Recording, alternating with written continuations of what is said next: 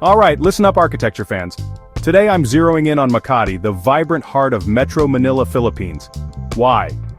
Because as of 2025, Makati claims the number 5 spot among Southeast Asian cities with the most completed skyscrapers, at least 150 meters tall. That's 55 high-rises shaping the city's iconic skyline. Picture this. Makati isn't just a financial district, it's a vertical city within a city. Here you'll find multinational giants, luxury residences and shopping meccas all packed tightly into a few square kilometers. It's urban density at its most dynamic, and it's not slowing down anytime soon. So, what's driving this vertical boom? Well, it comes down to land value and demand. In Makati, space is gold. When land prices shoot up, the only way to build is up, literally.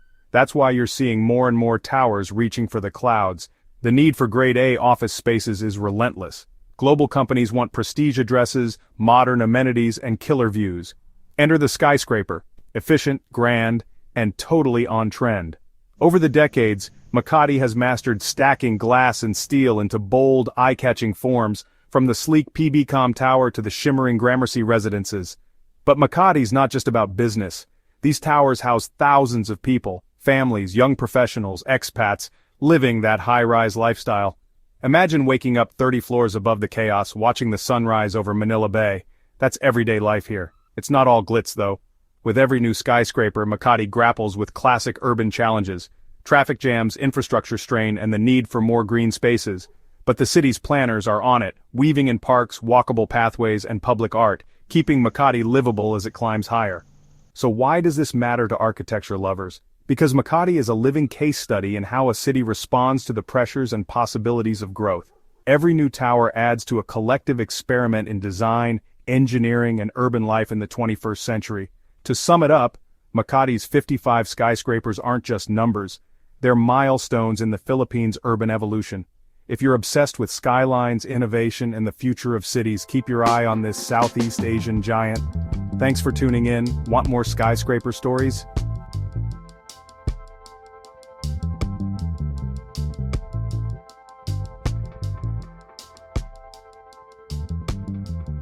Ever wondered how a tiny city-state like Singapore became one of the world's true skyscraper capitals?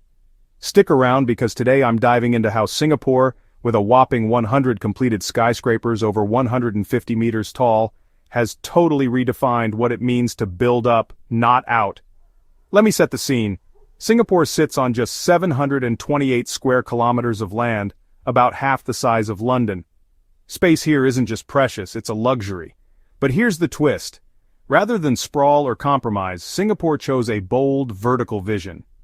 This wasn't by accident. Since its independence in 1965, Singapore's leaders knew that smart, deliberate urban planning would be key to survival. What did that mean? It meant pushing the limits on how high and how integrated buildings could go. Let's talk icons. You can't mention Singapore's skyline without the legendary One Raffles Place.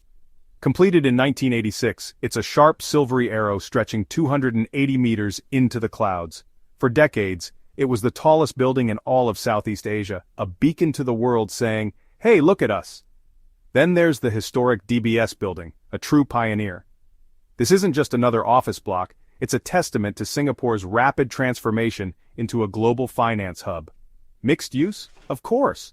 Offices, hotels, residences, shopping all stacked neatly in soaring towers. But what really sets Singapore apart is how these gleaming towers aren't just about status or style. They're part of a careful balancing act. Urban planners here work out every detail, from wind flow and sunlight to public transit access and greenery. Ever notice those lush sky gardens and rooftop parks? They're not just pretty, they're policy. Singapore's city in a garden vision means you'll find bursts of green even hundreds of meters above the street. In fact, Singapore's building rules are famously strict. No structures can be taller than 280 meters. Why? Because of air traffic safety. So, architects get creative, playing with shapes, stacking uses, even adding sky bridges to make the most of every meter. The result? A skyline that isn't just dramatic, it's designed for life, for business, for the future. Singapore proves that when space is tight, innovation soars. So next time you see that stunning Singapore skyline, remember, it's not just about height, it's about vision, planning, and a city that dares to dream upwards.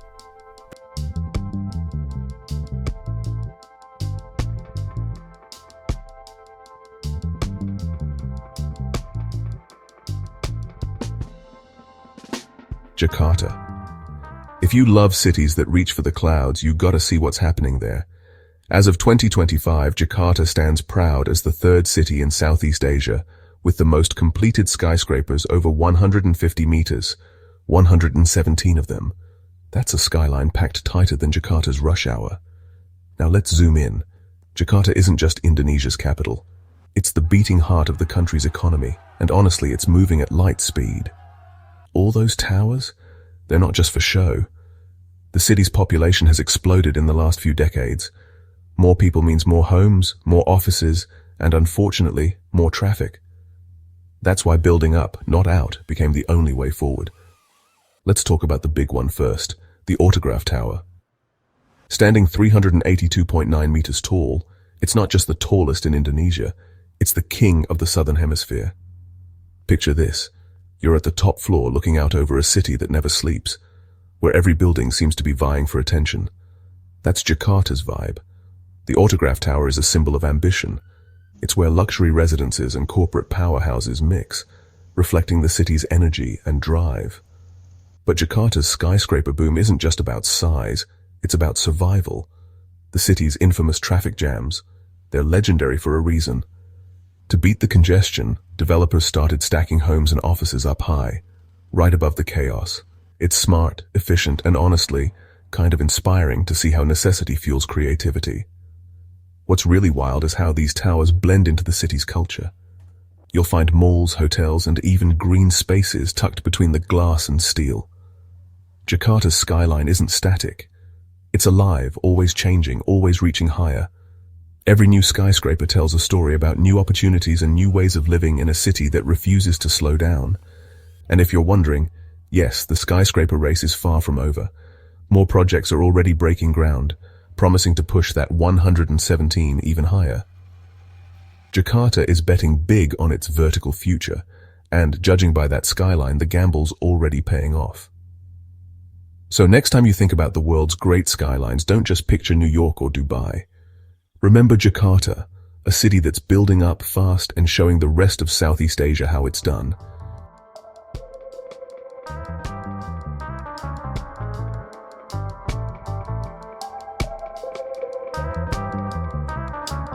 Bangkok. When you think of this city, maybe you picture bustling markets, wild tuk-tuk rides, or golden temples glinting in the sun. But look up, and you'll see something else entirely. A skyline that's rising faster than almost anywhere else in Southeast Asia. As of 2025, Bangkok is now the #2 city in the region for completed skyscrapers over 150 meters tall. That's 127 towering giants cutting through the hazy Thai sky. To put that into perspective, that's more than double the high-rises you'll find in Jakarta or Kuala Lumpur. So why is Bangkok building up so quickly? Well, for starters, it's Thailand's financial engine, its tourism magnet, and its central transport hub, all rolled into one. People from all over the country and the world are flocking here. Space in the old city center is tight, and the only way to fit everyone in is to go vertical. Bangkok's skyscraper surge isn't random. It's all about smart planning around transit. If you hop off a BTS SkyTrain or MRT subway station, chances are you'll spot a cluster of new towers, offices, condos, shopping malls, shooting up right next door. These transit-oriented developments are transforming the way people live and work, slashing commute times and creating lively new neighborhoods in the sky. And let's talk about those landmark buildings. The King Power Mahanakhon, with its pixelated twisting facade, is now an icon in itself. One of the tallest buildings in Thailand, and a symbol of how daring Thai architecture has become. Just a decade ago, Bangkok's skyline was mostly a flat sea of low-rises and billboards. Now, it's a vertical city, full of ambition, innovation, and a few wild designs that turn heads worldwide. It's not all smooth sailing, of course. Rapid growth brings challenges. Think crowded roads, pressure on services, and questions about how to preserve Bangkok's historic neighborhoods. But with careful planning, the city is finding ways to blend its rich heritage with a high-rise future. So, next time you're in Bangkok, don't just look around, look up. The city's story is being written in glass and steel, hundreds of meters above the bustling streets. And with 127 completed skyscrapers, Bangkok is reaching new heights. Literally. I'm excited to see where this skyline goes next, because in Bangkok, the only way is up.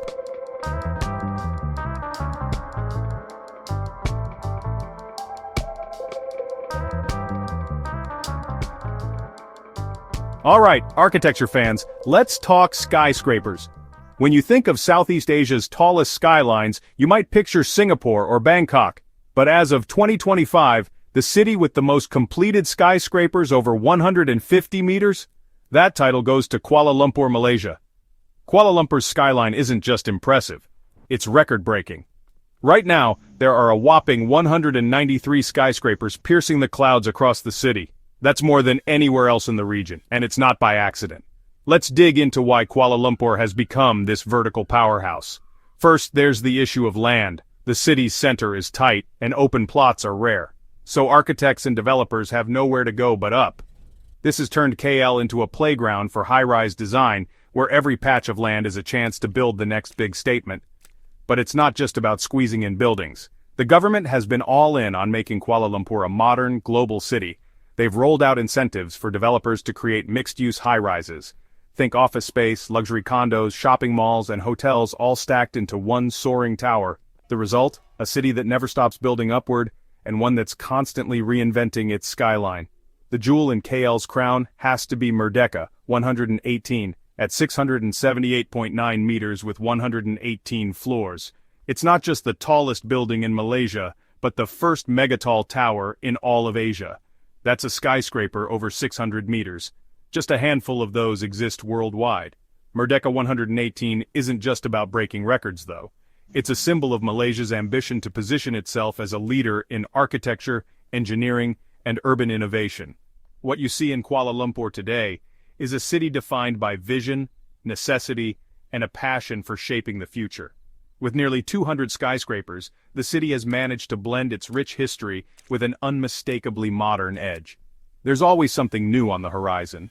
For architecture fans, that makes Kuala Lumpur the most exciting skyline in Southeast Asia, at least for now. That's all for today's deep dive on the region's skyscraper capital. If you want more stories about cities pushing the limits of architecture, hit that subscribe button, and I'll see you in the next one.